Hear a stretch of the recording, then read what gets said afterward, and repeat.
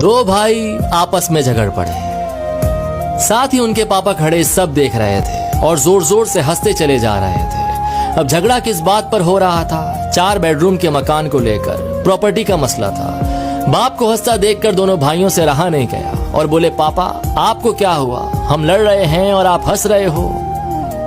बाप ने कहा, बेटे तुम इस चक्कर में पड़े हो, मैं कल तुम्हें अनमोल खजाना दिखाऊंगा, कल चलो छुट्टी लेकर मेरे साथ। दोनों भाइयों ने छुट्टी ली और सुबह सुबह तीनों निकल पड़े। एक बस में चढ़े तो 2 ही सीट खाली थी। अब जाने वाले 3 थे। 10 घंटे का रास्ता था। कभी एक भाई पापा के साथ बैठ जाता, दूसरा खड़ा हो जाता, तो कभी दूसरा बैठ जाता, पहला वाला खड़ा हो जाता, और इसी तरह सारे रास्ते एडजस्ट करते हुए चले गए।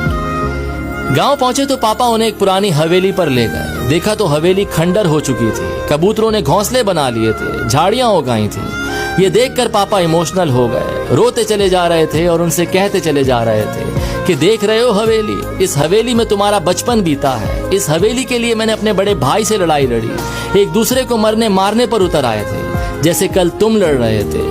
हवेली तो मुझे मिल गई थी, लेकिन भैया बाहर चले गए। मुझसे कहा तू ये मकान रख, रिश्ता खत्म। मैंने अपने बड़े भाई को खो दिया इस हवेली के चक्कर में, और आज ये हवेली खंडर बन चुकी है। तुम दोनों इसी तरह लड़ते रहे तो मकान तो खंडर हो जाएगा, लेकिन रिश्ते हमेशा के लिए खत्म हो जाएंगे। जिस बस की सीट पर बैठकर आए हो, क्या वो जिंदगी भर के लिए तुम्हारी हो सकती है? तो बेटों ने कहा, नहीं, क्या बात कर रहे हैं, बस में तो सवारी बदलती रहती है। तो बाप ने कहा, बस यही लाइफ है, सवारी बदलती रहेगी। जो चीज थोड़ी सी देर के लिए मिली है, उसके लिए झगड़ना बंद करो। खुश रहिए, मोहब्बत से रहिए, अपनी फैमिली का ख्याल रखिए। मटेरियलिस्टिक के पीछे नहीं, इमोशनल के लिए दौड़ना शुरू कीजिए।